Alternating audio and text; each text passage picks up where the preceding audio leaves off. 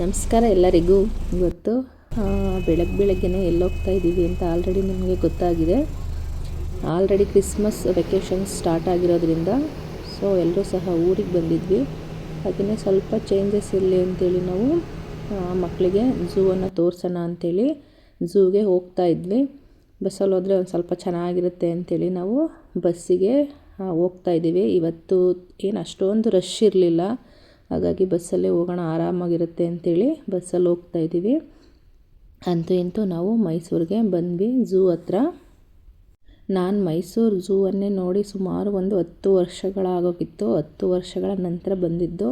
ಹೌದಲ್ವ? ಸಾಮಾನ್ಯವಾಗಿ ನಮ್ಮ ಹತ್ರ ಏನೇನು ಹತ್ತಿರದ ಪ್ರದೇಶಗಳೇನಿರುತ್ತೋ, ಪ್ಲೇಸ್ಗಳೇನಿರುತ್ತೋ ಅದನ್ನೇ ನಾವು ಸಾಮಾನ್ಯವಾಗಿ ನೋಡೋದಕ್ಕೆ ಇಷ್ಟಪಡಲ್ಲ. ಬೇರೆ ಕಡೆಯಿಂದೆಲ್ಲ ಬಂದು ಖುಷಿಯಾಗಿ ಅದನ್ನು ನೋಡ್ತಾರೆ, ಬಟ್ ನಾವೇ ಅದನ್ನು ನೆಗ್ಲೆಕ್ಟ್ ಮಾಡ್ತಾ ಇರ್ತೀವಿ. ಏನಂತ ಗೊತ್ತಿಲ್ಲ. ಯಾರ್ಯಾರು ಆ ರೀತಿಯಾದ ಎಕ್ಸ್ಪೀರಿಯೆನ್ಸ್ ಮಾಡಿದ್ದೀರಾ ಕಮೆಂಟನ್ನು ಮಾಡಿ. ಇದು ಬಂದು ಟಿಕೆಟು ಮಕ್ಕಳಿಗೆ 60 ರೂಪೀಸ್ ಇರುತ್ತೆ, ಹಾಗೆ ಅಡಲ್ಟ್ಸ್ಗೆ 120 ರೂಪೀಸ್ ಮಾಡಿದ್ದಾರೆ. ನಾವು ಬಂದಂಥ ಸಂದರ್ಭದಲ್ಲಿ 100 ರೂಪೀಸ್ ಏನೋ ಇತ್ತು ಅಂತ ಅಂದ್ಕೊಳ್ತೀನಿ. 100ಗಿಂತ ಕಡಿಮೆನೇ ಇತ್ತು ಅಂತ ಅಂದ್ಕೊಳ್ತೀನಿ. ಮತ್ತು ಆವಾಗೆಲ್ಲ ಡೈರೆಕ್ಟ್ ನಾನಿವಾಗ ಗೇಟನ್ನು ತೋರಿಸ್ದೆ ಅಲ್ವ, ಅಲ್ಲಿಂದನೇ ಟಿಕೆಟ್ ಕೌಂಟ್ರ್ ಅಲ್ಲೇ ಇತ್ತು, ಅಲ್ಲಿಂದನೇ ಬಿಡ್ತಾಯಿದ್ರು. ಮತ್ತು ಸುತ್ತ ರೋಡ್ ತುಂಬ ಟ್ರಾಫಿಕ್ ಆಗ್ತಾಯಿತ್ತು, ಎಲ್ಲರೂ ನಿಂತ್ಕೊಳ್ತಿದ್ರು ಅಂಥೇಳಿ. ಬಟ್ ಇವಾಗ ಸ್ವಲ್ಪ ಚೆನ್ನಾಗಿ ಮಾಡಿದ್ದಾರೆ. ಸೈಡಲ್ಲಿ ಚೆಕ್ಕಿಂಗ್ ಎಲ್ಲ ಇರುತ್ತೆ, ಅದರಲ್ಲೂ ಬ್ಯಾಗ್ ಚೆಕ್ಕಿಂಗ್ ಇರುತ್ತೆ. ಒಳಗಡೆ ಯಾವುದೇ ರೀತಿಯಾದಂಥ ಸ್ನ್ಯಾಕ್ಸ್ಗಳನ್ನು ಏನನ್ನೂ ಸಹ ಅಲೋ ಮಾಡೋದಿಲ್ಲ. ವಾಟರ್ ಬೇಕಂತೇಳಿದ್ರೆ ಅಲ್ಲಲ್ಲೇ ಸಹ ಇರುತ್ತೆ. ಹಾಗಾಗಿ ಯಾವುದನ್ನು ಸಹ ಒಳಗಡೆಯಲ್ಲಿ ಅಲೋವನ್ನು ಮಾಡೋದಿಲ್ಲ. ಮನುಷ್ಯ ಪ್ರಾಣಿಗಳಿಗಿಂತ ದೊಡ್ಡ ಪ್ರಾಣಿಗಳಾಗಿರೋದ್ರಿಂದ ಎಷ್ಟೇ ಹೇಳಿದ್ರೂ ಸಹ ಅವ್ರು ಏನು ಮಾಡ್ತಾರೆ, ಏನಾದರೂ ಅಲೋ ಮಾಡಿದ್ರೆ ಒಳಗಡೆ ಸ್ನ್ಯಾಕ್ಸ್ಗಳನ್ನು ತಗೊಂಡೋಗಿ ಪ್ರಾಣಿಗಳಿಗೆ ಹಾಕೋದು, ಡಿಸ್ಟರ್ಬ್ ಮಾಡೋದು, ಆ ಥರ ಎಲ್ಲ ಮಾಡ್ತಾ ಇರ್ತಾರೆ. ಹಾಗಾಗಿ ಸ್ಟ್ರಿಕ್ಟಾಗಿ ಇವಾಗ ಯಾವುದನ್ನು ಸಹ ಅಲೋ ಮಾಡಲ್ಲ. ಬೇಕಂತ ಹೇಳಿದ್ರೆ ಒಳಗಡೆ ಸ್ನ್ಯಾಕ್ಸ್ ಸಿಗುತ್ತೆ, ಬಟ್ ಎಲ್ಲ ಕಡೆಯೂ ಸಿಗಲ್ಲ. ಯಾವುದೋ ಒಂದು ಕಡೆ ಮಾತ್ರನೇ ಕೊಡ್ತಾರೆ, ಅಲ್ಲೇ ತಿಂದು ಅಲ್ಲೇ ಬರಬೇಕಾಗಿರುತ್ತೆ. ಆ ಥರ ವ್ಯವಸ್ಥೆಗಳನ್ನು ಮಾಡಿದ್ದಾರೆ. ಬಟ್ ತುಂಬಾ ಚೆನ್ನಾಗಿದೆ ನೋಡೋದಕ್ಕೆ. ನಾವು ಬಂದಾಗಿದ್ದಕ್ಕಿಂತ ಇವಾಗಂತೂ ತುಂಬ ಚೆನ್ನಾಗಿ ಮೇಂಟೆನೆನ್ಸನ್ನು ಮಾಡಿದ್ದಾರೆ. ಫಸ್ಟ್ ಟೈಮ್ ಎಲ್ಲ ಮಾಡಿದಾಗ, ನಾವು ಒನ್ ಟೈಮ್ ಬಂದುವಾಗ ಅಷ್ಟೊಂದು ಮೇಂಟೆನೆನ್ಸ್ ಎಲ್ಲ ಇರಲಿಲ್ಲ. ಮತ್ತು ಒಳಗಡೆ ಹೋದರೆ ತುಂಬ ಸ್ಮೆಲ್ ಅಂತೆಲ್ಲ ಅನಿಸ್ತಾಯಿತ್ತು. ಬಟ್ ಈಗ ಆ ರೀತಿಯಾದಂಥ ಯಾವುದೇ ರೀತಿಯಾದಂಥ ಫೀಲ್ ಕೂಡ ಆಗಲ್ಲ. ತುಂಬಾ ಚೆನ್ನಾಗಿದೆ. ಮತ್ತು ನಡ್ಕೊಂಡು ಹೋಗ್ತಕ್ಕಂಥವ್ರು ನಡ್ಕೊಂಡು ಹೋಗ್ಬೋದು. ಇಲ್ಲ ಅಂತೇಳಿದರೆ ಈ ಚಾರ್ಜಬಲ್ ವೆಹಿಕಲ್ಸ್ಗಳನ್ನು, 2 ವೀಲರ್ಸ್ ವೆಹಿಕಲ್ಸ್ ಸಹ ಇದೆ. ಆ ಥರದ್ದು ಇಷ್ಟ ಆಗಿಲ್ಲ ಅಂತೇಳಿದ್ರೆ ಅವರೇ ಸಹ ಡ್ರೈವ್ ಮಾಡಿಕೊಂಡು ಸಹ ತೋರಿಸ್ತಾರೆ. ಬಟ್ 2 ವೀಲರ್ಸ್ದಾದರೆ ಸ್ವಲ್ಪ ಪರವಾಗಿಲ್ಲ, ವೆಹಿಕಲ್ಲು ಅದ್ರ ಹತ್ರ ಹೋಗಿ ನಿಲ್ಸ್ಕೊಂಡು ನಾವೇ ಸ್ವಲ್ಪ ನೋಡಬಹುದು. ಇಲ್ಲ ಅಂತೇಳಿದ್ರೆ ಅವರೇ ಡ್ರೈವ್ ಮಾಡೋ ಅಂಥ ವೆಹಿಕಲಲ್ಲೆಲ್ಲ ಬಂದರೆ ರೋಡಲ್ಲಿ ದೂರದಿಂದನೇ ತೋರಿಸ್ಕೊಂಡು ಹೋಗ್ತಾರೆ. ಹತ್ರ ಬಂದು ಯಾವುದನ್ನು ಸಹ ಎಂಜಾಯ್ ಮಾಡೋಕ್ಕಾಗಲ್ಲ. ಸಾಮಾನ್ಯವಾಗಿ ನಡ್ಕೊಂಡು ಎಂಜಾಯ್ ಮಾಡ್ಕೊಂಡು ನೋಡೋದೇ ಬೆಸ್ಟ್ ಅಂತ ಅಂದ್ಕೊಳ್ತೀನಿ. ಎಲ್ಲಂದ್ರಲ್ಲಿ ಬೇಕಂದರೆ ಫೋಟೋಗಳು ತಗೊಳ್ತಾ, ಮತ್ತು ಆ ಪಕ್ಷಿಗಳನ್ನು ಯಾವ್ದು ಅಂತಲೇ ಗೊತ್ತಾಗಲ್ಲ. ಅವ್ರು ಏನು ಗೈಡ್ ಮಾಡ್ತಾರೆ ಅಷ್ಟೇ ಗೊತ್ತಾಗ್ತಾ ಇರುತ್ತೆ. ನಾವು ನಡ್ಕೊಂಡು ನೋಡೋದ್ರಿಂದ ಸ್ವಲ್ಪ ಎಲ್ಲನೂ ಓದ್ಕೊಂಡು ಎಂಜಾಯ್ ಮಾಡಿಕೊಂಡು ಚೆನ್ನಾಗಿ ನೋಡ್ಬೋದು ಅಂಥೇಳಿ. ಹಾಗೆಯೇ ಇನ್ನೊಂದು ಏನಂತೇಳಿದ್ರೆ, ಇವಾಗ ಡಿಫ್ರೆಂಟ್ ಯಾವುದ್ಯಾವುದೋ ದೇಶಗಳಲ್ಲಿ ಇರ್ತಕ್ಕಂಥ ಪ್ರಾಣಿಗಳು, ಪಕ್ಷಿಗಳು ಎಲ್ಲ ಸಹ ಇರುತ್ತಲ್ಲ, ಅಲ್ಲೆಲ್ಲ ನಾವು ಅದನ್ನು ನೋಡೋಕ್ಕಾಗಲ್ಲ. ಇಲ್ಲಿ ನೋಡಿ ಎಂಜಾಯ್ ಸಹ ಮಾಡ್ಬೋದು. ಹಾಗೆ ಮಕ್ಕಳಿಗೂ ಸಹ ಇದನ್ನೆಲ್ಲ ನೋಡಿ ತಿಳುವಳಿಕೆನೂ ಸಹ ಬರುತ್ತೆ. ಹಾಗಾಗಿ ಇವಾಗ 6 ವೀಲರ್ಸಲ್ಲಿ ಹೋಗೋದ್ರಿಂದ ಡೈರೆಕ್ಟು ಆ ಒಂದು ರೋಡಲ್ಲೇ ತೋರಿಸ್ಕೊಂಡು ಹೋಗ್ಬಿಡ್ತಾರೆ ಅಷ್ಟೇ. ಇಷ್ಟೊಂದು ಹತ್ರ ಎಲ್ಲ ಬಂದು ತೋರಿಸ್ತಕ್ಕಂಥದ್ದು ಯಾವುದೂ ಇರಲ್ಲ. ಹಾಗಾಗಿ ಇವಾಗ ನನ್ನ ಕೈಲಿ ಆಗಲ್ಲ ಅಂತ ಹೇಳೋರು ಅದರಲ್ಲಿ ಹೋಗ್ತಾರೆ. ಬಟ್ ಆಗಲ್ಲ. ಯಾವುದೇ ಒಂದು ಪ್ಲೇಸ್ಗಳನ್ನು ನೋಡಬೇಕಾದ್ರೆ ಜೀವನದಲ್ಲಿ ಎಲ್ಲ ರೀತಿಯಾದಂಥ ಕಷ್ಟ ಸುಖಗಳು ಇದ್ದೇ ಇರುತ್ತೆ. ನೋಡಬೇಕಂತ ಹೇಳಿದ್ರೆ ನಿಮಗೆ ಕಾಲು ಚೆನ್ನಾಗಿರೋ ಅಂಥ ಟೈಮಲ್ಲೇ ಹೋಗಿ ಯಾವ ಪ್ಲೇಸನ್ನು ನೋಡಬೇಕಂತ ಅಂದ್ಕೊಳ್ತೀರೋ ಅದೇ ಟೈಮಲ್ಲಿ ನೋಡಿ ಎಂಜಾಯನ್ನು ಮಾಡಿ ಅಂತ ಹೇಳ್ತೀನಿ. ಬನ್ನಿ. ಹಾಗೆಯೇ ಫಸ್ಟು ನಾವು ಬಂದಿದ್ದು ಒಂದು ಪಕ್ಷಿಗಳ ಒಂದು ಸ್ಯಾಂಚುರಿಗೆ. ಇದಂತೂ ತುಂಬ ಬೆಸ್ಟ್ ಪಾರ್ಟ್ ಅಂತ ಹೇಳ್ಬೋದು. ಯಾವುದೋ ಒಂದು ಸಾಂಗಲ್ಲಿ ಹೇಳಿದಾರಲ್ವ, ಹಕ್ಕಿಗಳ ಚಿಲಿಪಿಲಿ ಚಂದ ಅಂತ. ನಿಜವಾಗ್ಲೂ ಅದೇ ಥರನೇ ಅನಿಸ್ತಾ ಇತ್ತು. ಮತ್ತು ಆ ಕಲರ್ಸ್ ಅಂತೂ ನೋಡೋದಕ್ಕೆ ತುಂಬಾ ಚೆನ್ನಾಗಿತ್ತು. ಒಂದೊಂದು ರೀತಿಯಾದಂಥ ಕಲರ್ಸು. ಮತ್ತು ಅದರಲ್ಲೂ ಈ ನವಿಲಂತೂ ತುಂಬ ಚೆನ್ನಾಗಿತ್ತು, ಸೂಪರಾಗಿ ಅಂತ ಅನಿಸ್ತಾಯಿತ್ತು. ಪ್ರತಿಯೊಂದು ಅಷ್ಟೇ ನಾವು ಆ ಟೈಮಲ್ಲೆಲ್ಲ ನೋಡಿದಂಥ ಸಂದರ್ಭದಲ್ಲಿ ಅಷ್ಟೊಂದು ಬರ್ಡ್ಸ್ಗಳು ಸುಮ್ಮನೆ ಇರುತ್ತೆ, ಪಂಜರಗಳು ಇರ್ತಾಯಿತ್ತು ಅಷ್ಟೇ.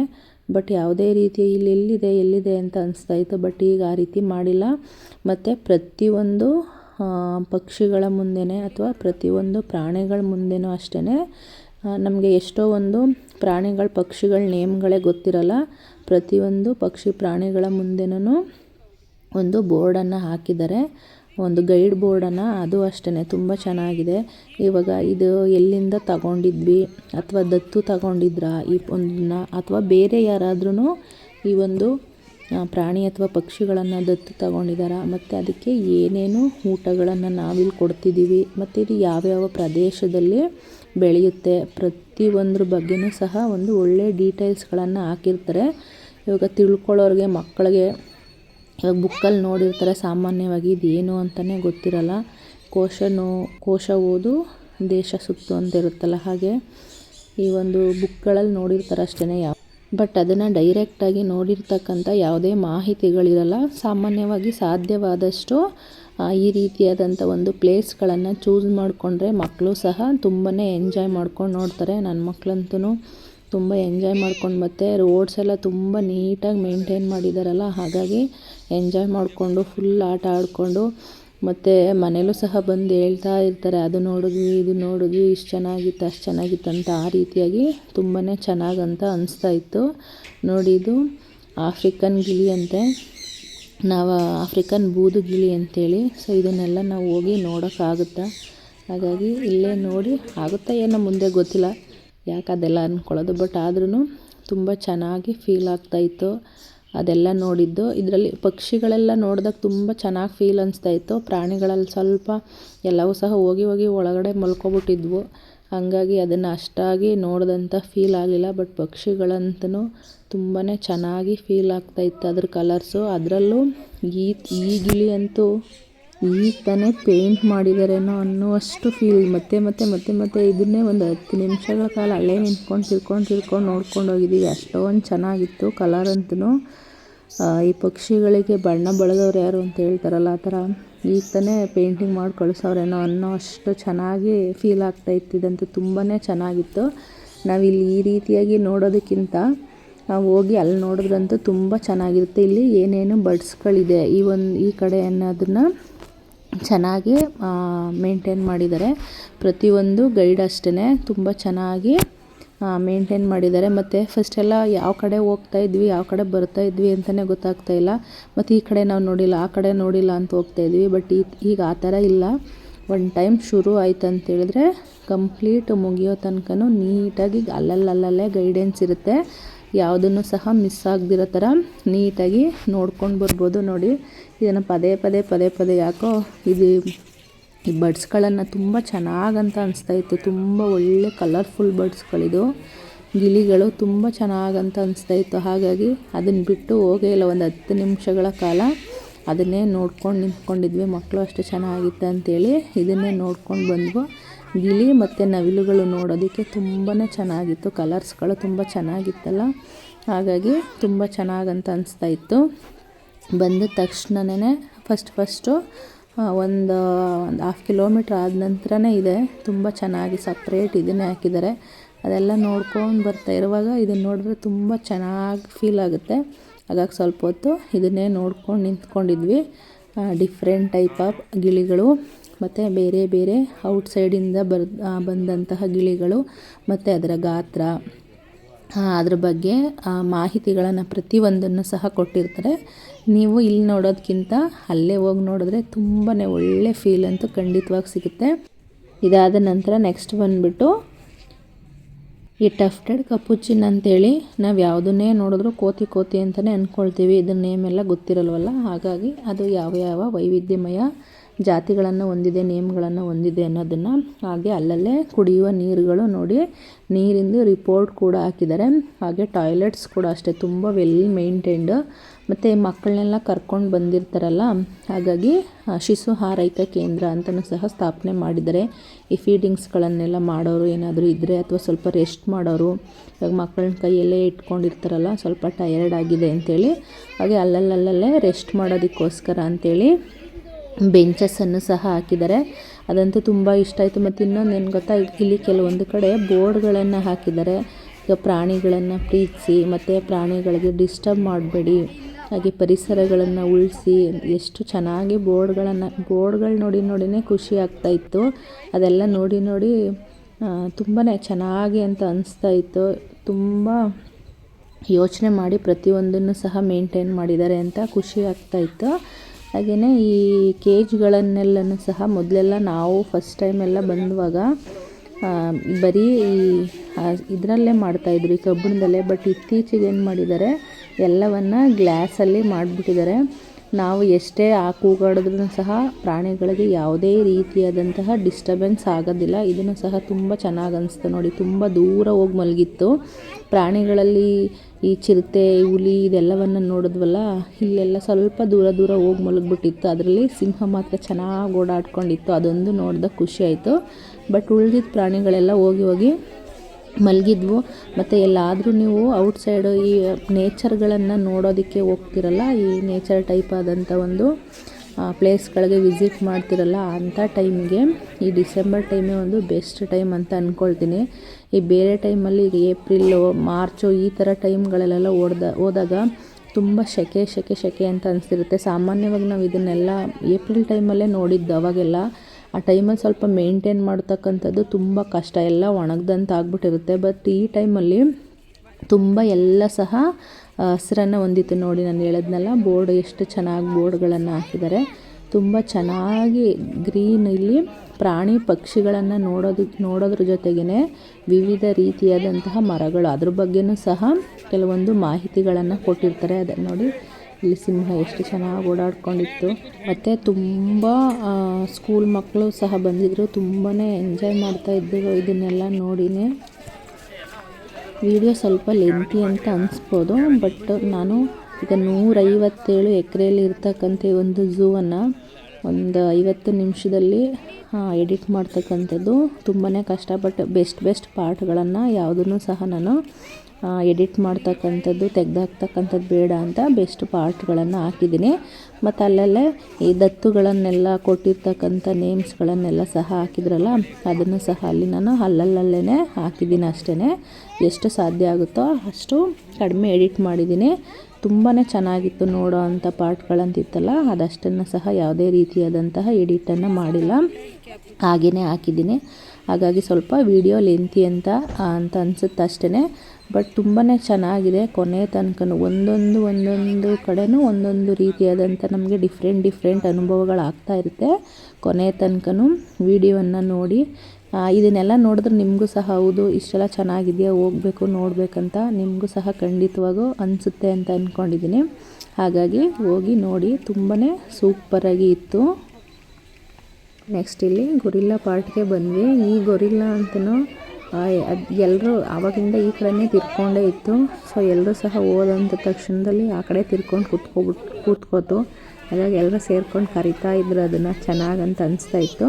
ಇದಾದ ನಂತರ ಮುಂದೆನೂ ಸಹ ಬೇರೆ ಇದೆ, ಅದನ್ನು ಸಹ ನೋಡಿದ್ವಿ. ಬಟ್ ಈ ಒಂದು ಪಂಜರದಲ್ಲಿ ಅದೊಂದೇ ಸಹ ಹಾಕಿದ್ದು. ನೆಕ್ಸ್ಟ್ ಇಲ್ಲಿ ಬಂದಾದ ನಂತರ ಇಲ್ಲಿ ನೋಡಿ, ಡಿಫ್ರೆಂಟ್ ಟೈಪ್ ಆದಂತಹ ಈ ಮಂಗಗಳ ಪ್ರಭೇದಗಳು ಏನೇನಿರುತ್ತೋ ಅದೆಲ್ಲವನ್ನು ಸಹ ಒಂದು ಕಡೆ ಮಾಡಿದ್ದಾರೆ.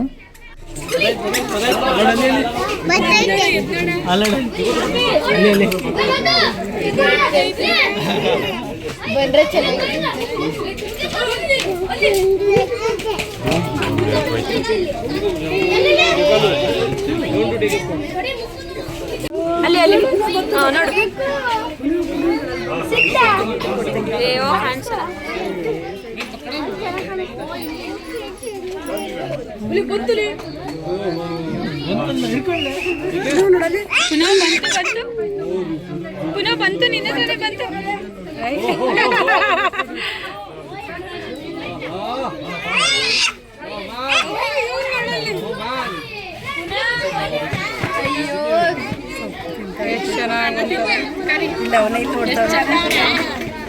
ಪುನಃ ನೋಡು ಅಲ್ಲಿ.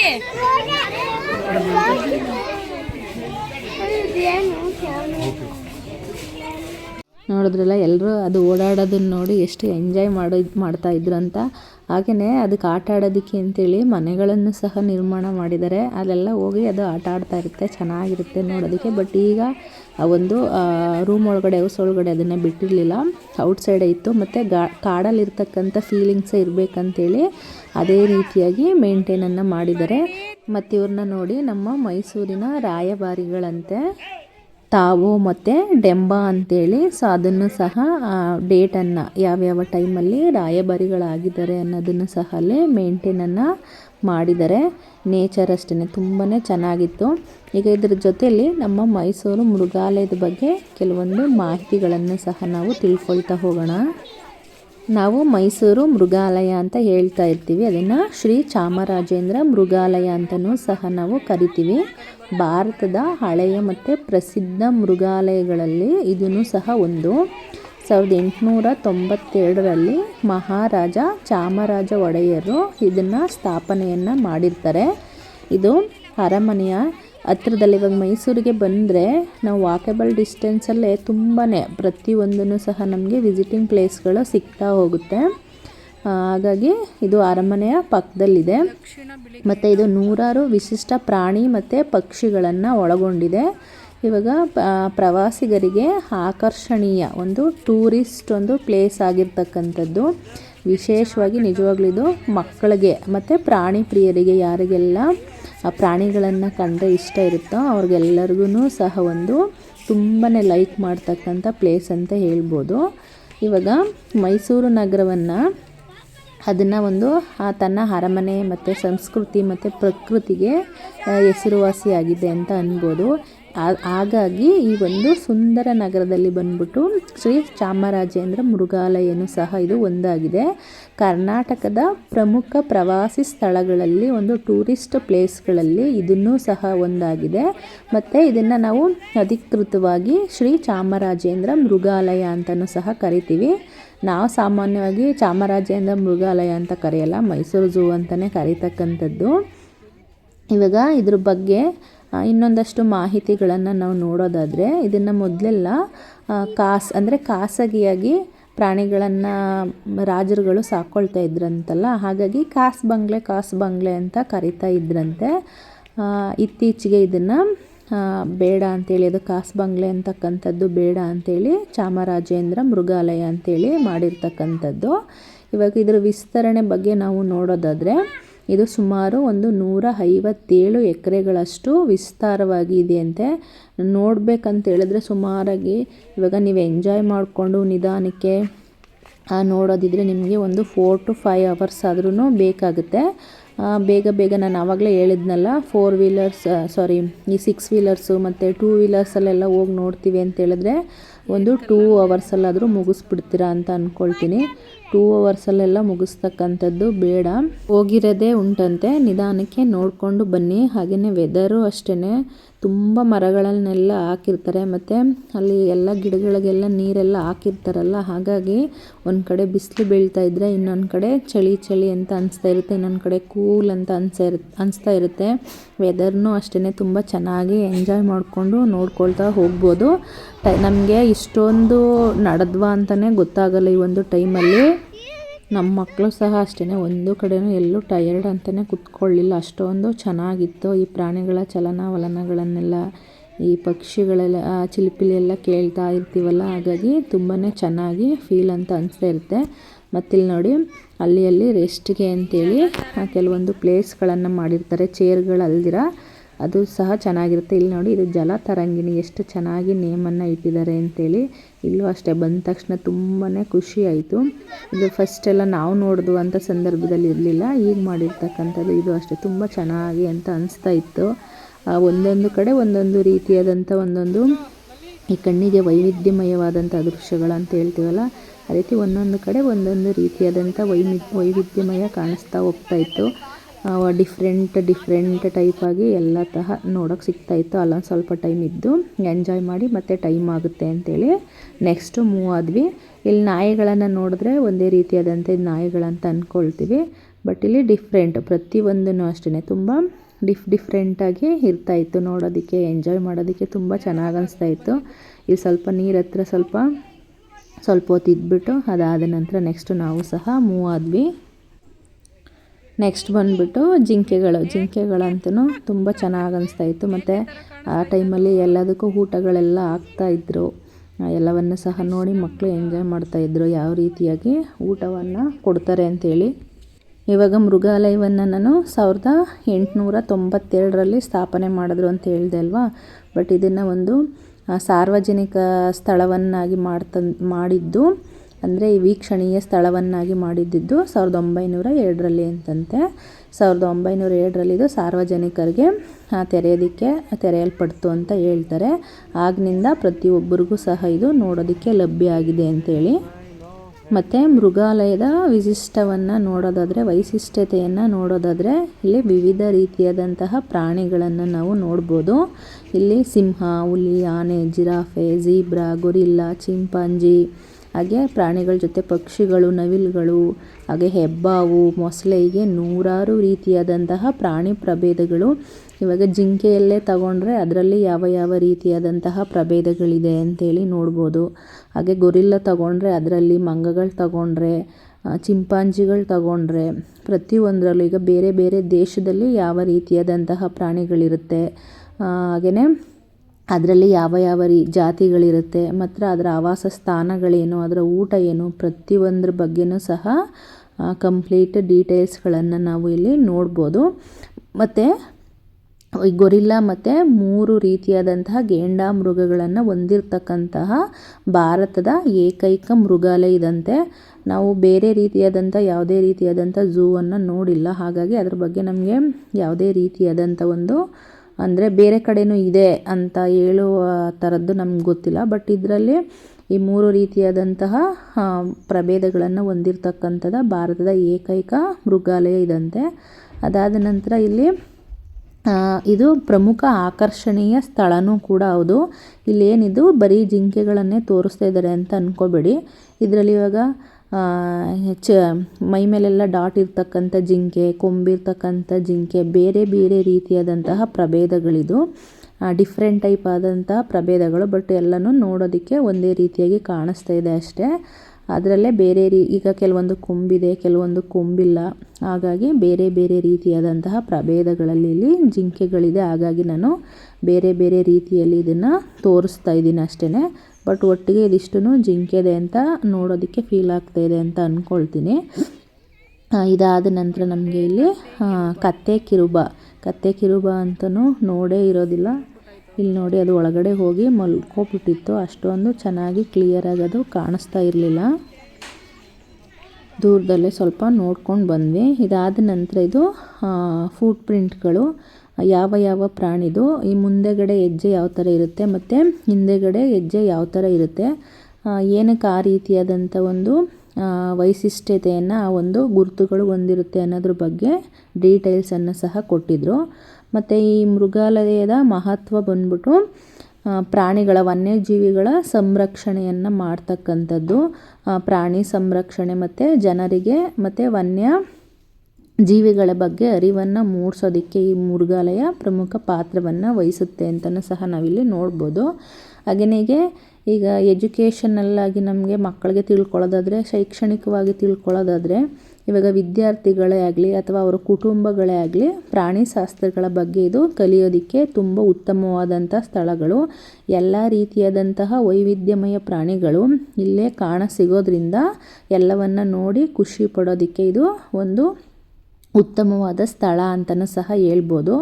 ಮತ್ತು ಇಲ್ಲಿ ಬಂದ್ಬಿಟ್ಟು ಸಂದರ್ಶನದ ಬಗ್ಗೆ ಮಾಹಿತಿ ಕೊಡೋದಾದರೆ, ಸಮಯ ಬೆಳಗ್ಗೆ 10ರಿಂದ ಸಂಜೆ 5:15 ತನಕ ಸ್ವಲ್ಪ ಆಚೀಚೆ ಹೆಚ್ಚು ಕಡಿಮೆ ಆಗ್ತಾ ಇರುತ್ತದೆ. ಮತ್ತು ಮಂಗಳವಾರ ಟೈಮು ಲೀವ್ ಇರುತ್ತಂತೆ. ಆದರೆ ವಿಶೇಷ ಸಂದರ್ಭಗಳಲ್ಲಿ ಯಾವಾಗಾದರೂ ತುಂಬ ಜನ ಬರ್ತಾರೆ ಅಂತೇನಾದ್ರು ಇದ್ದರೆ ಅಥವಾ ಬೇರೆ ಟೈಮಲ್ಲಿ ಏನಾದರೂ ಇದ್ದರೆ ವಿಶೇಷ ಸಂದರ್ಭಗಳಲ್ಲಿ ತೆರೆದು ಸಹ ಇರುತ್ತಂತೆ. ಮತ್ತು ದತ್ತು ಸ್ವೀಕಾರದ ಬಗ್ಗೆ ಹೇಳೋದಾದರೆ, ಈ ಪ್ರಾಣಿಗಳ ಒಂದು ಕಲ್ಯಾಣಕ್ಕಾಗಿ ದತ್ತು ಸ್ವೀಕಾರ ಕಾರ್ಯಕ್ರಮಗಳನ್ನು ಸಹ ನಡೆಸ್ತಾರೆ. ಅಂತ ಹೇಳಿದ್ರೆ ಇಲ್ಲಿರ್ತಕ್ಕಂಥ ಪ್ರಾಣಿಗಳನ್ನು ದತ್ತು ತಗೊಳ್ತಾರೆ. ಅದಕ್ಕೆ ಬೇಕಾಗಿರ್ತಕ್ಕಂಥ ಮನೆಗಳನ್ನು ನಿರ್ಮಾಣ ಮಾಡಿ ಕೊಡ್ತಾರೆ. ಮತ್ತು ಅದ್ರಿಗೆ ಖರ್ಚು, ಅದರ ತಿಂಗಳ ಖರ್ಚು ಅದರ ವರ್ಷದ್ದು ತಿಂಗಳದ್ದು ಅದರ ಪೂರ್ತಿ ಖರ್ಚು ಯಾವ ರೀತಿ ಇರುತ್ತೋ ಅದಷ್ಟು ಖರ್ಚನ್ನು ದತ್ತು ಸ್ವೀಕಾರ ಮಾಡಿದವರು ಸಹ ತಗೊಳ್ತಾರೆ. ಅಲ್ಲಲ್ಲೇ ಬೋರ್ಡ್ಗಳನ್ನು ಹಾಕಿದ್ರು, ದತ್ತು ಸ್ವೀಕಾರ ಮಾಡ್ತಕ್ಕಂಥವ್ರು ಮಾಡ್ಬೋದು, ಅದರ ಊಟ ತಿಂಡಿ ವ್ಯವಸ್ಥೆಗಳನ್ನು ನೋಡ್ಕೋಬೋದು ಅಂತೇಳಿ ಬೋರ್ಡ್ಗಳನ್ನು ಸಹ ಹಾಕಿದ್ರು. ಹಾಗೆಯೇ ಈ ಮೈಸೂರು ಮೃಗಾಲಯ ಕೇವಲ ಪ್ರಾಣಿಗಳನ್ನು ನೋಡ್ತಕ್ಕಂಥ ಸ್ಥಳ ಮಾತ್ರ ಅಲ್ದಿರ ಇದು ನಮ್ಮ ಇತಿಹಾಸ, ನಮ್ಮ ಪ್ರಕೃತಿ ಮತ್ತು ಶಿಕ್ಷಣ, ಮಕ್ಕಳಿಗೆ ಬೇಕಾಗಿರ್ತಕ್ಕಂಥ ಕೆಲವೊಂದು ಶಿಕ್ಷಣಗಳು ದೊರೀತಕ್ಕಂಥದ್ದು. ಇದು ನಮ್ಮ ಮೈಸೂರು ಹೆಮ್ಮೆಯ ಪ್ರತೀಕ ಮತ್ತು ಪ್ರತಿಯೊಬ್ಬರೂ ಸಹ ಭೇಟಿಯನ್ನು ನೀಡಲೇಬೇಕಾಗಿರ್ತಕ್ಕಂಥ ಪ್ಲೇಸೂ ಸಹ ಹೌದು. ಇದು ನೋಡಿ ಆಫ್ರಿಕನ್ ಆನೆ ಅಂತ ಎಷ್ಟು ಸೂಪರಾಗಿತ್ತು ಗೊತ್ತಾ. ಒಂದೇ ಒಂದು ಇದಿಷ್ಟಕ್ಕೂ ಸಹ ಒಂದೇ ಒಂದು. ಮತ್ತು ಇವಾಗ ಏನು ಮಾಡ್ತಾರೆ ಗೊತ್ತಾ, ಹೊಸ್ದಾಗಿ ತಂದಿರ್ತಾರಲ್ವ ಪ್ರಾಣಿಗಳು, ಅದೇನಾದರೂ ಸ್ವಲ್ಪ ಗಲಾಟೆ ಅಂತ ಅನಿಸಿದ್ರೆ ಅದನ್ನು ಸಪ್ರೇಟಾಗಿ ಸ್ವಲ್ಪ ಪಳಗಿಸ್ಕೊಳ್ಳೋ ತನಕ ಸಪ್ರೇಟಾಗಿ ಇಟ್ಟಿರ್ತಾರೆ. ಮತ್ತು ಅದಕ್ಕೆ ಯಾವುದೇ ರೀತಿಯಾದಂಥ ಡಿಸ್ಟರ್ಬೆನ್ಸ್ಗಳನ್ನು ಆಗಬಾರ್ದಂತ ಅದಕ್ಕೆ ಯಾವ ರೀತಿಯಾದಂಥ ವ್ಯವಸ್ಥೆಗಳು ನೋಡಿ. ಇಲ್ಲಿ ನಾವು ಎಷ್ಟೊಂದು ಮಾತಾಡ್ತಾ ಇದ್ದೀವಿ, ಅದ್ರ ಪಾಡ್ಗದ ಆರಾಮಾಗಿತ್ತು. ಅದಕ್ಕೆ ಡಿಸ್ಟರ್ಬ್ ಆಗಿ ಅದಕ್ಕೆ ಏನು ವ್ಯವಸ್ಥೆ ಬೇಕೋ ಅದನ್ನು ಸಹ ಮಾಡಿರ್ತಾರೆ.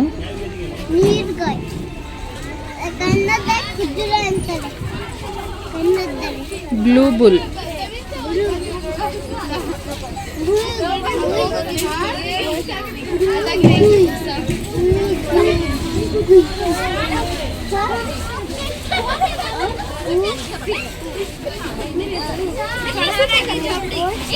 ಎಲ್ಲದಕ್ಕೂ ಊಟವನ್ನು ಹಾಕ್ತಿದ್ದಂಥ ಟೈಮು ನೀಟಾಗಿ ಅಲ್ಲಲ್ಲೇ ಕ್ಲೀನ್ ಮಾಡ್ತಕ್ಕಂಥದ್ದು, ಊಟ ಹಾಕ್ತಕ್ಕಂಥದ್ದು. ಸಮ್ಟೈಮ್ಸ್ ಕೆಲವೊಂದು ಪ್ರಾಣಿಗಳು ತೀರೋಗಿದ್ರೆ ಬೇರೆ ಪ್ರಾಣಿಗಳಿಗೆ ಡಿಸ್ಟರ್ಬ್ ಆಗಬಾರ್ದು ಅಂತೇಳಿ ಎಷ್ಟು ನೀಟಾಗಿ, ನಾನು ಆಲ್ರೆಡಿ ಫಸ್ಟ್ ನೀವು ವಿಡಿಯೋದಲ್ಲಿ ನೋಡಿದರೆ ಒಂದು ಸಣ್ಣ ಕ್ಲಿಪ್ಪನ್ನು ಹಾಕಿದ್ದೆ ಚಿಕ್ಕದಾಗಿ, ಅದನ್ನು ಯಾವ ರೀತಿಯಾಗಿ ತೆಗಿತಾರೆ ಅನ್ನೋದನ್ನೆಲ್ಲ ತೋರಿಸ್ದೆ. ಮತ್ತು ಇದಕ್ಕೆ ಈ ಒಂದು ಪ್ರಾಣಿಗಳಿಗೆ ಬಂದ್ಬಿಟ್ಟು ನಿಶಾಚರ ಪ್ರಾಣಿಗಳು, ಇದು ಯಾವಾಗಲೂ ಸಹ ಕತ್ತಲೆಯಲ್ಲೇ ಇರೋದಕ್ಕೆ ಇಷ್ಟಪಡ್ತಕ್ಕಂಥ ಪ್ರಾಣಿಗಳು.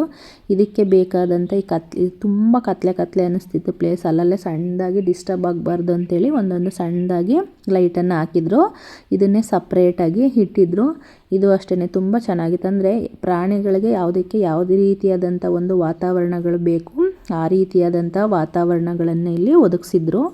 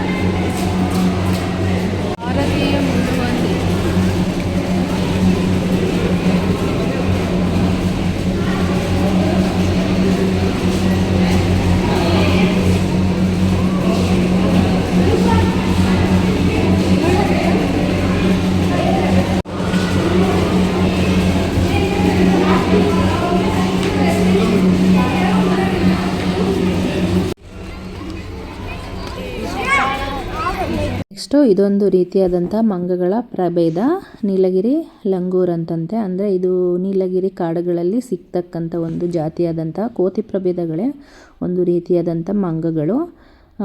ಪ್ರತಿಯೊಂದು ಮತ್ತು ಇನ್ನೊಂದು ಏನು ಮಾಡ್ತಾರೆ ಗೊತ್ತಾ, ಜಾಸ್ತಿ ಗಲಾಟೆ ಮಾಡ್ತಕ್ಕಂಥ ಪ್ರಾಣಿಗಳೇನಾದರೂ ಇದ್ದರೆ ಅದನ್ನು ಸ್ವಲ್ಪ ಸಪ್ರೇಟ್ ಇಟ್ಟಿರ್ತಾರೆ. ಇದಾದ ನಂತರ ಇಲ್ಲಿ ನೆಕ್ಸ್ಟು ಬಂದಿದ್ದು ನೀರು ಕಟ್ ಅಂತೇಳಿ.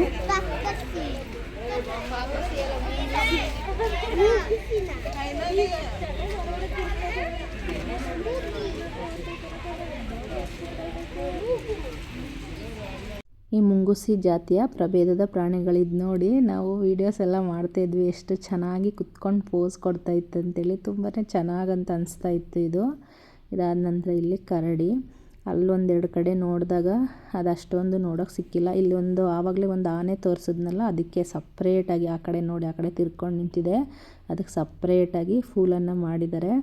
ಅಂದರೆ ಯಾವುದೇ ರೀತಿಯಾದಂಥ ತೊಂದರೆ ಆಗಬಾರ್ದು, ಅಷ್ಟು ಚೆನ್ನಾಗಿ ಮಾಡಿದ್ದಾರೆ. ಇದು ರಾಜರ ಕಾಲದ ಒಂದು ಕೇಜ್ ಅಂತ. ಈಗ ಪ್ರಾಣಿಗಳನ್ನು ಭೇಟಿಯಾಡಿದಂಥ ಸಂದರ್ಭದಲ್ಲೋ ಅಥವಾ ಒಂದು ಕಡೆಯಿಂದ ಮತ್ತೊಂದು ಕಡೆ ಪ್ರಾಣಿಗಳನ್ನು ತಗೊಂಡೋಗ್ಬೇಕಾದ್ರೆ ಈ ರೀತಿಯಾದಂತಹ ಕೇಜ್ಗಳಲ್ಲಿ ತೊಂದರೆಯನ್ನು ಮಾಡುತ್ತೆ ಅಂಥೇಳಿ ತಗೊಂಡು ಹೋಗ್ತಾ ಇದ್ರಂತೆ. ನೆಕ್ಸ್ಟ್ ಇಲ್ಲಿ ಬಂದ್ಬಿಟ್ಟು ಈ ಜೂಲಾಜಿಕಲ್ ಗಾರ್ಡನಲ್ಲಿ ಇರ್ತಕ್ಕಂತಹ ಸೋಪ್ಗಳು, ಅಂದರೆ ಮೈಸೂರು ಸ್ಯಾಂಡಲ್ ಪ್ರಮೋಷನ್ಸನ್ನು ಮಾಡ್ತಾ ಇರ್ತಕ್ಕಂಥದ್ದು.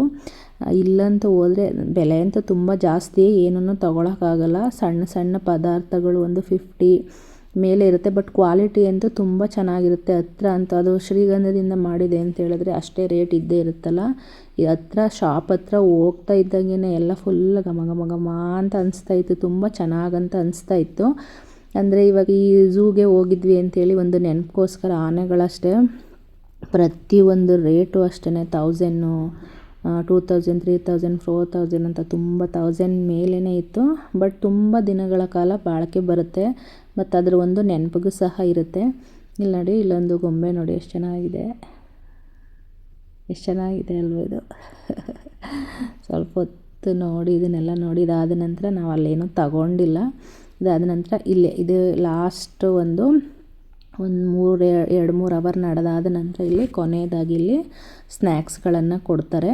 ಪ್ರತಿಯೊಂದಕ್ಕೂ ಸಹ ಟಿಕೆಟ್ ಸಿಸ್ಟಮ್ ಇರುತ್ತೆ, ತಗೋಬೇಕು. ಐಸ್ ಕ್ರೀಮ್ ಒಂದಕ್ಕೆ ನಾವು ಔಟ್ಸೈಡ್ ತಗೊಳ್ತೀವಲ್ಲ ಅಷ್ಟೇ ಬೆಲೆಯಲ್ಲಿ ಐಸ್ ಕ್ರೀಮ್ ಒಂದೇ ದೊರೀತಕ್ಕಂಥದ್ದು. ಅದಕ್ಕೆ ಸ್ವಲ್ಪ ಏನು ಔಟ್ಸೈಡ್ ತಗೊಳ್ತೀವಿ ಅದೇ ರೇಟ್ ಇತ್ತು. ಬಟ್ ಉಳಿದಿದ್ದೆಲ್ಲ ಈ ಸಮೋಸಗಳು ಸಿಗುತ್ತೆ, ಮತ್ತು ಒಂದು ರೆಸ್ಟೋರೆಂಟ್ ಥರನೇ ಇದೆ. ಏನು ಬೇಕೋ ಸಹ ತುಂಬ ಒಳಗಡೆ ಏನೂ ಸಹ ಬಿಡಲ್ವಲ್ಲ, ತುಂಬ ಟಯರ್ಡ್ ಆಗಿರುತ್ತಲ್ಲ, ತಿನ್ನತಕ್ಕಂಥವ್ರು ತಿನ್ಬೋದು. ಮತ್ತು ಈ ಪಾನಿಪುರಿ, ಬೇಲ್ಪುರಿ ಏನು ಬೇಕಾದರೂ ಸಿಗುತ್ತೆ. ಅಂದರೆ ಒಂದಕ್ಕೆ ಇವಾಗ 2 ಸಮೋಸಗೆ 75 ರೂಪೀಸು. ಅಂದರೆ ಒಂದಕ್ಕೆ ಹೊರಗಡೆ ಎಲ್ಲ ಈಗ 5 ರೂಪೀಸ್ 10 ರೂಪೀಸ್ ಅಂತೆಲ್ಲ ಸಿಗುತ್ತೆ ಅಂತ ಹೇಳಿದ್ರೆ, ಇಲ್ಲಿ ಸ್ವಲ್ಪ ಏನೂ ಸಿಗಲ್ಲ ಅನ್ನೋ ಪ್ಲೇಸ್ಗಳಲ್ಲಿ. ಮತ್ತು ಇವಾಗ ಅವ್ರೂ ಸಹ ಬಂದ್ಬಿಟ್ಟು ಆ ಟೆಂಡರನ್ನು ತಗೊಂಡಿರ್ತಾರಲ್ಲ ಅವ್ರಿಗೂ ಸಹ ತುಂಬ ಖರ್ಚಿರುತ್ತೆ ಅಂಥೇಳಿ ರೇಟ್ ಸ್ವಲ್ಪ ಜಾಸ್ತಿನೇ ಇರುತ್ತೆ. ಇಲ್ಲಿ ನೋಡಿ, ಇದು ಬಂದ್ಬಿಟ್ಟು ಸ್ಲೈಡ್ಸು, ಒಳಗಡೆ ಕೂತ್ಕೊಂಡು ರೆಸ್ಟ್ ಮಾಡ್ಕೊಂಡು ನೋಡ್ಬೋದು. ಒಳಗಡೆ ಪ್ರಾಣಿಗಳ ಒಂದು ಚಲನವಲನಗಳನ್ನೆಲ್ಲ ಹಾಕ್ಬಿಟ್ಟಿರ್ತಾರೆ, ತುಂಬ ಚೆನ್ನಾಗಂತ ಅನಿಸಿರುತ್ತೆ. ನಾವು ಐಸ್ ಕ್ರೀಮ್ ತಿಂದಾದಮೇಲೆ ಒಂದೆರಡು ಚುರುಮುರಿಗಳನ್ನು ಆರ್ಡ್ರ್ ಮಾಡ್ಕೊಂಡು ತಿಂದು ಬಂದ್ವಿ. ಒಂದಕ್ಕೆ 60 ರೂಪೀಸ್ ಏನೋ ಬಿಲ್ಲನ್ನು ಕೊಟ್ಟಿದ್ದರು. ಮತ್ತು ಇಲ್ಲಿ ಏನು ಪ್ಲೇಸನ್ನು ಇದು ನೋಡಿ, ಈ ಕಡೆ ರೆಸ್ಟೋರೆಂಟ್ ಇದೆ. ಇಲ್ಲಿ ಬೇಕಂದರೆ ಏನು ಬೇಕು ಕಾಫಿ, ಟೀ ಅಥವಾ ಜ್ಯೂಸ್ಗಳು ಏನು ಬೇಕದು ಅದರೊಳಗಡೆ ಏನು ಅಷ್ಟು ಹೋಗಿಲ್ಲ, ಸಮೋಸವನ್ನು ನೋಡಿದ್ವಿ ಅಷ್ಟೇ. ಬಟ್ ನಮ್ಗೆ ಇಲ್ಲಿ ಇದಿಷ್ಟ ಆಯ್ತು ಅಂತೇಳಿ ತಿಂದು, ಮತ್ತು ಅಲ್ಲಲ್ಲೇ ನೀರಿನ ವ್ಯವಸ್ಥೆ ಸಹ ಇರುತ್ತೆ. ಬಾಟ್ಲೆಲ್ಲ ತಗೊಂಡು ಹೋಗ್ಬೇಕಂತಕ್ಕಂಥದ್ದು ಏನಿಲ್ಲ.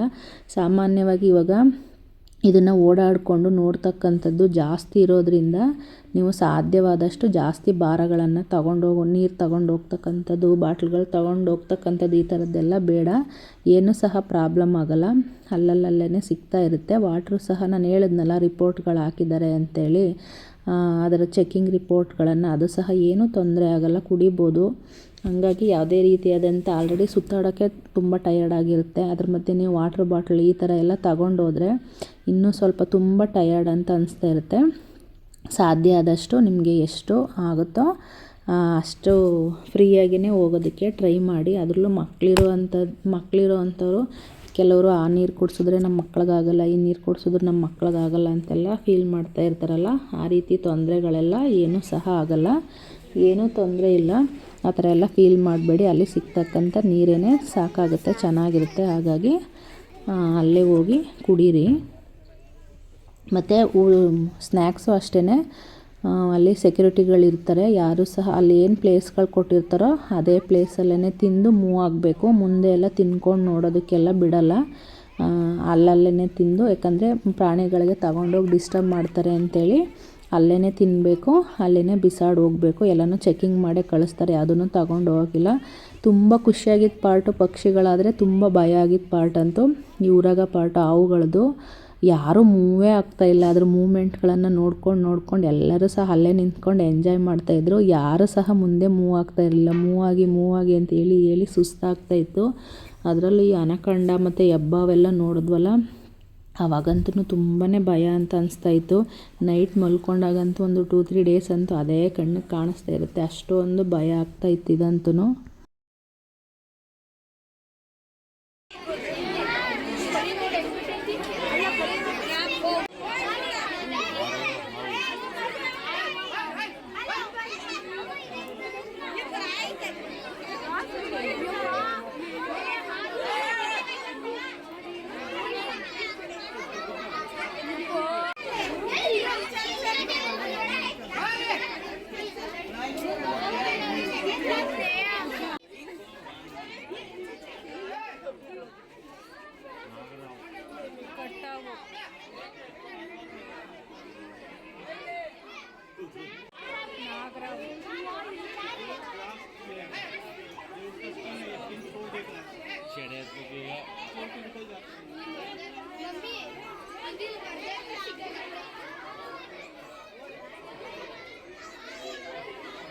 ಹಸಿರು ಹಾವು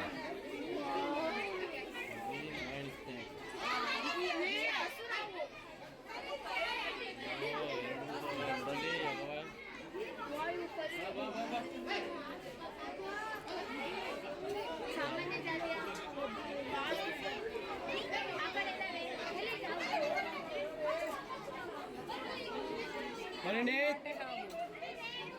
ಎಲ್ಲೋದ್ರು ಅವರು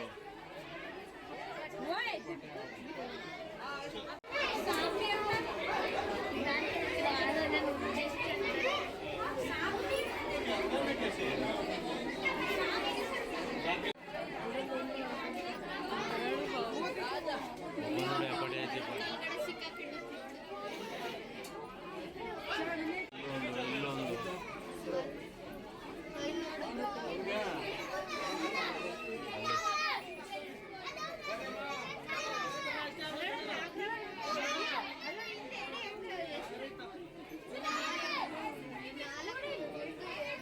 ಎಲ್ಲಿದ್ದೀರಿ ಕೆಂಪು ಮಣ್ಣಿನ ಸರ್ಪ ಅಲ್ಲಿ ನೋಡ್ಕೊಂತ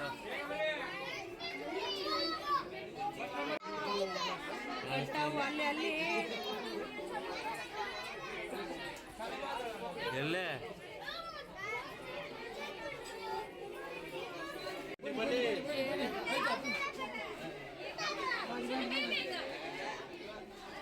ತೋಳ ಹಾವು ಚಿಕ್ಕದಾಗೈತೆ ಅಷ್ಟೇ ಅಲ್ಲಿ ಹೆಸರು ತೋಳ ಹಾವು ಇರಾಗ ಮಾತ್ರ ಚಿಕ್ಕ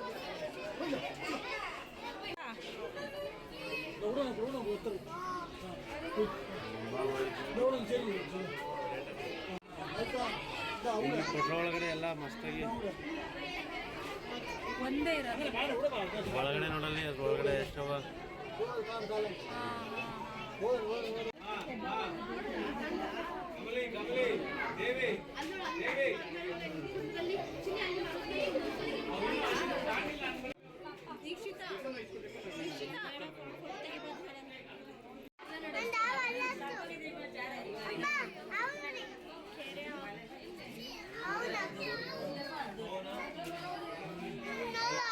ನೀರು ಹಾಕಿ ಬರೋರು ಯಾವ್ದಾರ ಬಂದರು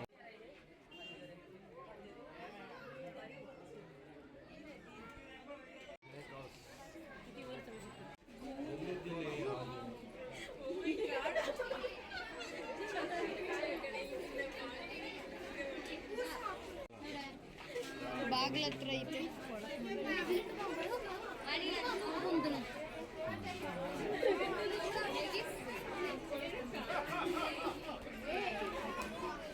ತೆಗೆದ್ರು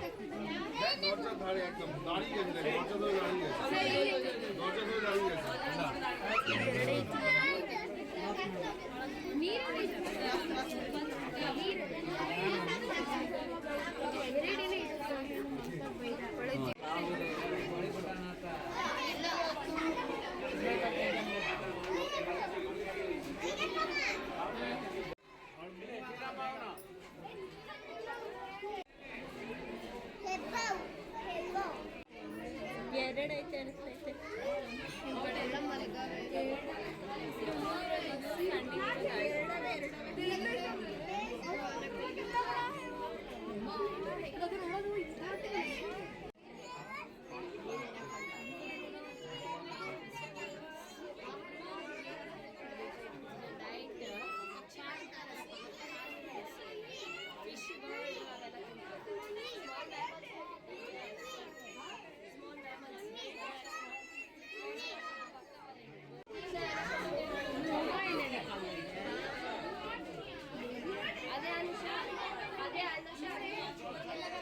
ಎರಡೈತೆ ಅದಕ್ಕೆ ಎರಡು ಕೋಳಿ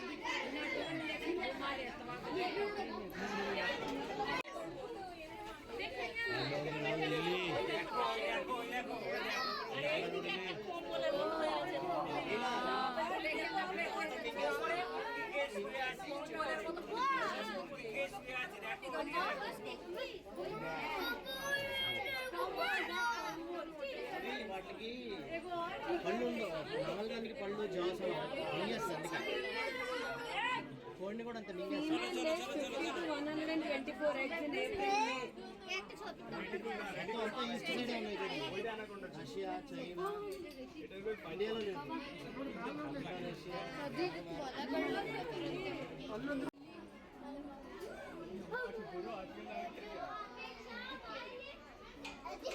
లెఫ్ట్ రైట్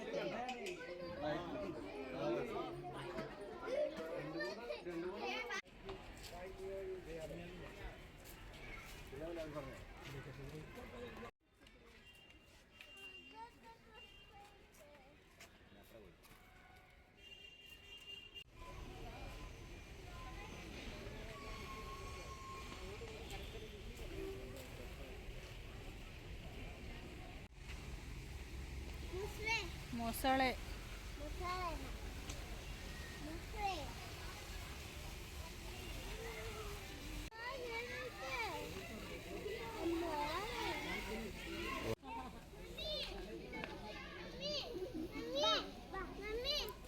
ನೋಡ ಇಲ್ಲಿ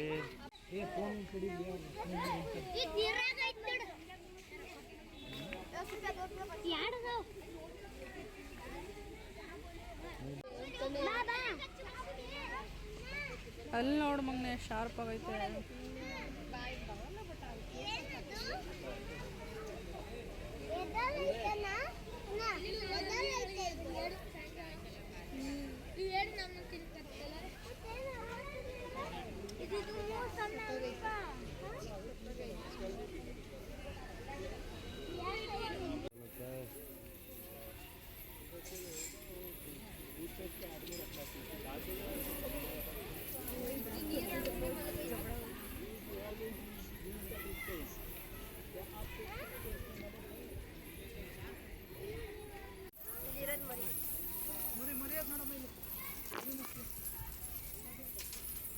ಬರ್ರಿ ಬರ್ರಿ phone ಹಚ್ಚಿದ್ರು ಗೋಪಿನಾಯ್ಕ್ sir phone ಹಚ್ಚಿದ್ರು ಗೋಪಿನಾಯ್ಕ್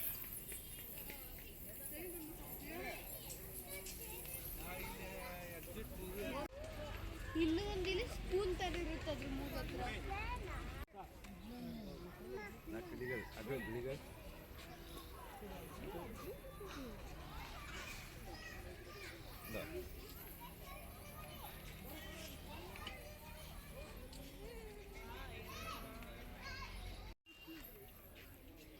Ayyappa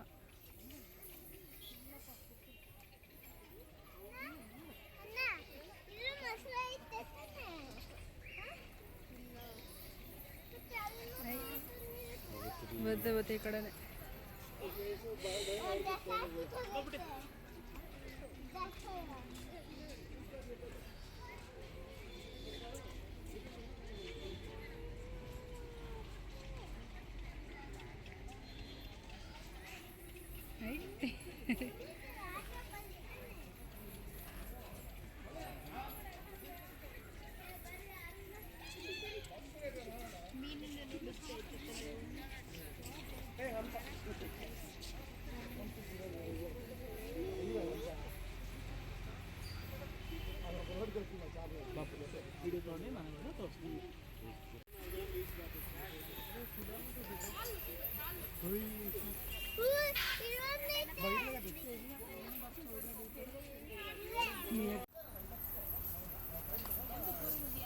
first ఎగిరిపోకుండా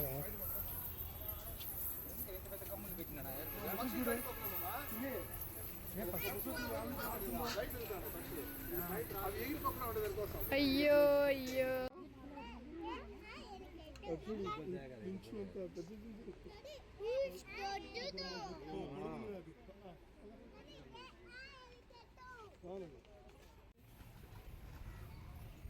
ನೀರಲ್ಲೇ ಇರ್ತಾವಳು ನೋಡಲ್ಲ ನೀವು ಆಟ ಆಡ್ದಾಯ್ತು.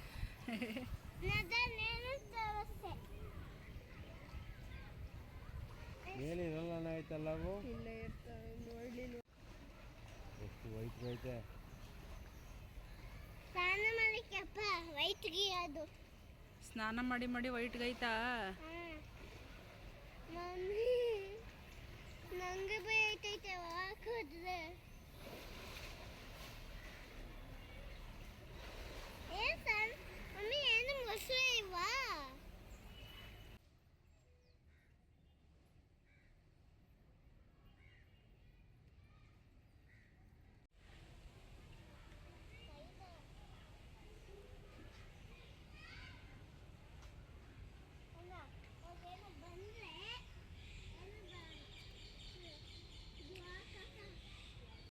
ಕೆಂಪು ಬಾತು, ಕರಿ ಬಾತು,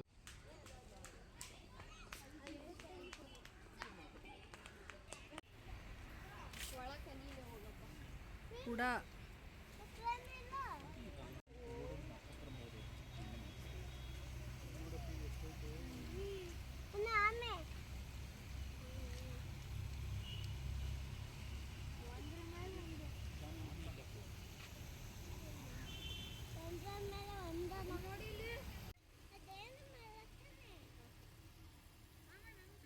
ಆಮೆಗಳನ್ನ ಮನೇಲಿ ಸಾಕ್ಬಾರ್ದು. ಆಮೆ ನಡಿಗೆ ನೋಡು, ಅದಕ್ಕೆ ಆಮೆ ನಡಿಗೆ. ಅಯ್ಯಯ್ಯೋ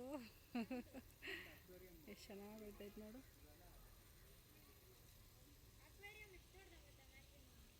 ಉಡ ಉಡ, ಮತ್ತೆ ಅಲ್ಲಿ ಅದೇನು ಬೇರೆ ಕನ್ನಡದಲ್ಲ ಮಮ್ಮಿ ಉಡ ಅನ್ನೋದು. ಸ್ಟಾರ್ ಟಾರ್ಟೈಸ್, ನಕ್ಷತ್ರ ಆಮೆ.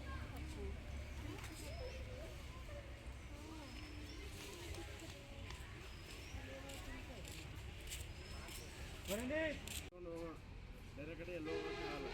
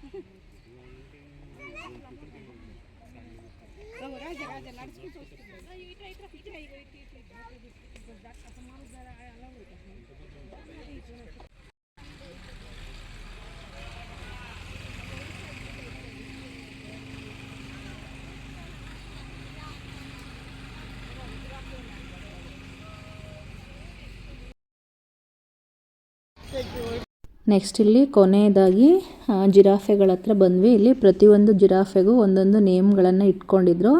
ಮತ್ತು ಅದರ ಬರ್ತ್ ಯಾವ್ಯಾವ ಟೈಮಲ್ಲಿ ಅದು ಬರ್ತ್ ಆಗಿದೆ ಅಂತೇಳಿ ಫುಲ್ಲು ಫ್ಯಾಮಿಲಿಯನ್ನು ಇಲ್ಲಿ ಒಂದು ಸೈಡಲ್ಲಿ ಇಟ್ಟಿದ್ರು. ಮತ್ತು ಅದಕ್ಕೆ ಕೆಲವೊಂದು ಪ್ರಾಣಿ ಇದಕ್ಕೆಲ್ಲನೂ ಸಹ ಬರ್ಡೇ ಕೂಡ ಆಚರಣೆಯನ್ನು ಮಾಡ್ತಾರಂತೆ. ಇಲ್ಲೊಂದು ಫಸ್ಟು ಒಂದು ದೊಡ್ಡ ಜಿರಾಫೆ ನಿಂತಿತ್ತಲ್ಲ, ಅದು ಸ್ಟ್ಯಾಚು ಥರ ಇತ್ತು. ಇದು ಜಿರಾಫೆದು ಒಂದು ಇದಾಗಿರೋದ್ರಿಂದ ಒಂದು ಸ್ಟ್ಯಾಚು ಕೂಡ ಇಕ್ಕಿದ್ದಾರೆ ಅಲ್ಲಿ ಅಂತ ಅಂದ್ಕೊಂಡ್ವಿ. ಬಟ್ ಆಮೇಲೆ ಅದು ಕತ್ತನ್ನು ಕಿವಿಯನ್ನು ಅಲಗಾಡಿಸ್ದಾಗ್ಲೇ ಗೊತ್ತಾಗಿದ್ದು ಇದು ಸ್ಟ್ಯಾಚು ಅಲ್ಲ, ಜಿರಾಫೆ ಅಂತೇಳಿ. ಇದು ಸಹ ತುಂಬ ನೋಡೋದಕ್ಕೆ ತುಂಬಾ ಚೆನ್ನಾಗಂತ ಅನಿಸ್ತಿತ್ತು. ಇಷ್ಟ ಆಗಿತ್ತು ಇವತ್ತಿನ ನನ್ನ ಒಂದು ವಿಡಿಯೋ. ನೋಡಿ, ಈ ಒಂದು ಜಿರಾಫೆ ಯಾರಿಗೆಲ್ಲ ಇಷ್ಟ ಆಗಿದೆ ದಯವಿಟ್ಟು ಸಬ್ಸ್ಕ್ರೈಬ್ ಮಾಡಿ. ಹಾಗೆಯೇ ನೀವು ಸಹ ಝೂಗೆ ಹೋಗಿದ್ರೆ ನಿಮ್ಮ ಅನುಭವಗಳ ಬಗ್ಗೆ ಏನಾದರೂ ಇದ್ದರೆ ಕಮೆಂಟನ್ನು ಮಾಡಿ. ಮಕ್ಕಳನ್ನು ಕರ್ಕೊಂಡು ಒಂದು ಒಳ್ಳೆ ಪ್ಲೇಸ್ಗಳನ್ನು ತೋರಿಸ್ಬೇಕಂತ ಏನಾರು ಅನಿಸಿದ್ರೆ ಖಂಡಿತವಾಗಿಯೂ ಇಲ್ಲೂ ಸಹ ಒಮ್ಮೆ ಟ್ರೈ ಮಾಡಿ. ಮಕ್ಕಳು ತುಂಬ ಎಂಜಾಯ್ ಮಾಡ್ತಾರೆ, ಹಾಗೆ ಖುಷಿ ಪಡ್ತಾರೆ ಅಂತೇಳಿ ಈ ಒಂದು ವಿಡಿಯೋವನ್ನು ನಾನು ಇಲ್ಲಿಗೆ ಮುಗಿಸ್ತಾ ಇದ್ದೀನಿ. ಇದಾದ ನಂತರ ನೆಕ್ಸ್ಟು ಎಲ್ಲಿ ಪ್ಲೇಸ್ಗಳಿಗೆ ಹೋಗ್ಬೋದು ನೋಡ್ಬೋದು ಅನ್ನೋ ಒಂದು ಗೈಡನ್ನು ಕೂಡ ಇಲ್ಲಿ ಕೊಟ್ಟಿದ್ದಾರೆ.